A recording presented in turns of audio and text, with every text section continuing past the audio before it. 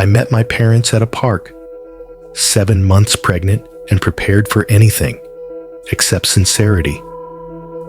They sat across from me, fidgeting on the wooden bench like strangers rehearsing an apology they didn't understand. My father folded his arms. My mother twisted a tissue between her fingers until it shredded into soft ribbons. "We're sorry if we caused you pain," my mom finally said. That was it. That was the whole thing. No specifics, no ownership, just a vague, sweeping statement designed to erase everything they'd done. I asked them what they were sorry for. They couldn't answer. They wouldn't. So I did what years of silence and struggle had prepared me to do.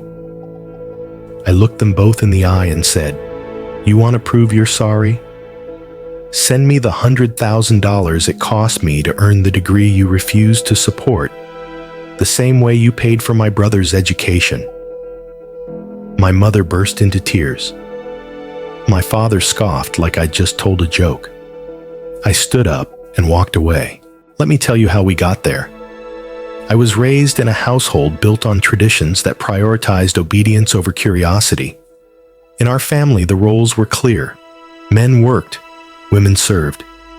That was God's design. And any deviation was not just frowned upon, it was forbidden. I was the only girl, one of 4 siblings. My 3 brothers, loud, ordinary, adored, were told they could be anything. They were sent off to college with full tuition, brand new apartments, paid textbooks, and living expenses covered without hesitation. Me? I was told I wasn't allowed to apply, not told that we couldn't afford it, not asked if I was interested, not encouraged to find a path of my own, simply forbidden, because I was a girl. They expected me to marry, stay home, raise children. My worth began and ended at the edge of domestic life. But I had a mind that didn't quiet. I loved building things, solving problems. I wanted to become an engineer, not to rebel, just to live. So I applied to college in secret. I applied for scholarships in the middle of the night. I wrote essays in a locked bathroom with a flashlight so no one would hear the keyboard. I got in, not just accepted, but awarded a partial scholarship. I told no one until a week before I left. I had no savings, no car, no support. A few close friends gave me supplies their parents had bought for them. I packed what little I owned into 2 duffel bags and moved out. No one came to help. No one said goodbye. I studied engineering while working long shifts, taking on debt, eating in silence, sleeping 3 hours a night in a room I shared with strangers. Every test, every bill, every meal, I carried it alone. And my brothers? They lived in furnished off-campus apartments, ordering takeout with money wired from home, never once wondering how I was doing. For years, my parents and I barely spoke. They didn't call when I graduated. They didn't ask where I was living. They didn't attend my wedding. When I eloped on vacation, we hosted a reception when we got back. They weren't invited. But now, years later, I'm married. I'm pregnant. And suddenly, they wanted to reconnect. That's why we met in the park. That's why they tried to move forward without ever looking back. They weren't sorry for what they did. They were sorry that I hadn't let it go. But I hadn't forgotten the way they looked me in the face and said no. Not because of money, not because of circumstance, but because I was born a daughter. I didn't ask them to apologize just to hear the words. I asked because I needed them to understand, to own the cost. And the cost wasn't abstract. It was concrete, measurable. 6 figures of tuition, books, food, housing, unpaid labor, and emotional abandonment. That's when I named the number, $100,000. The exact support my brothers were given without question. Not a penny more. My mother broke down crying. My father said I wasn't being serious. I said nothing and walked away. What happened next? Well, it wasn't surprising. The phone calls started.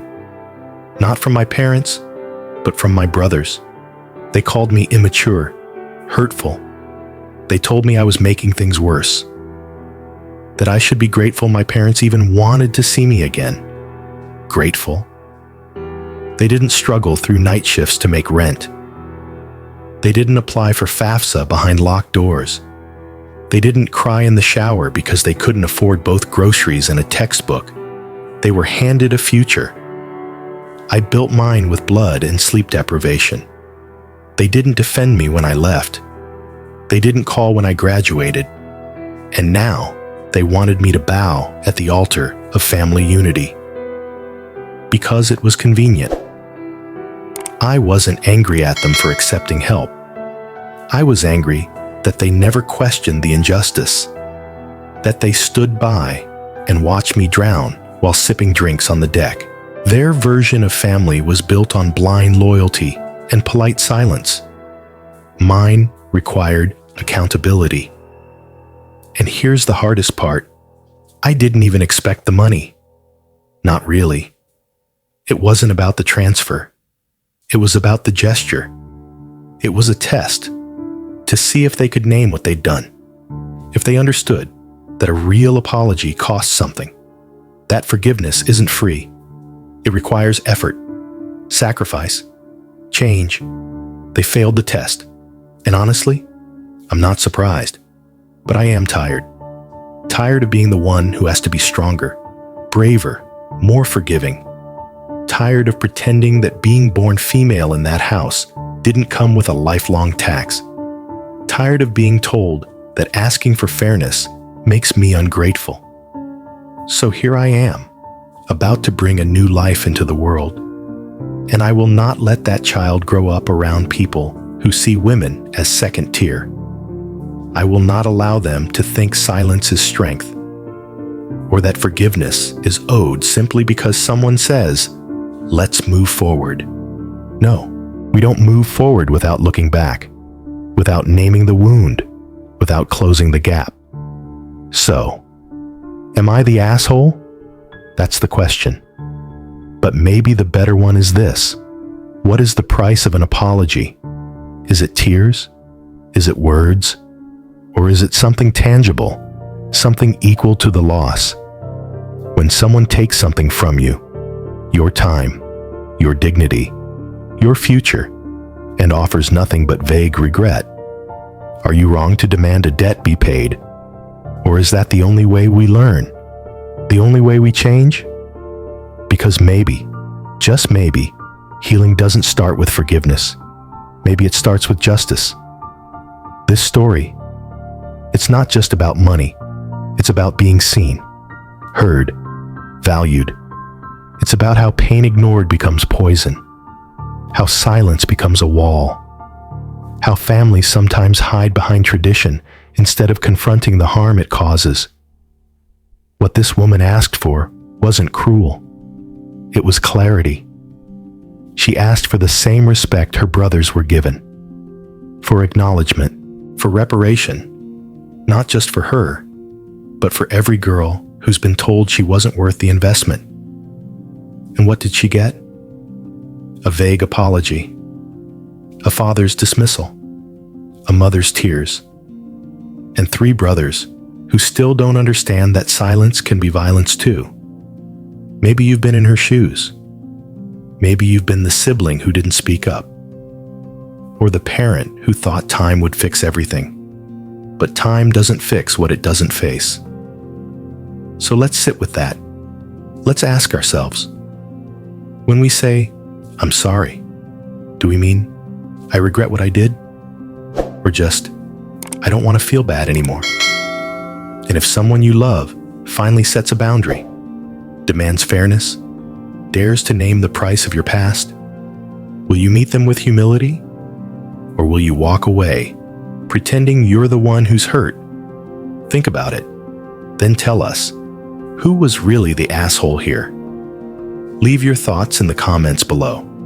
This has been AITA Story Vault. Until next time, stay brave, stay honest, and never apologize for telling the truth.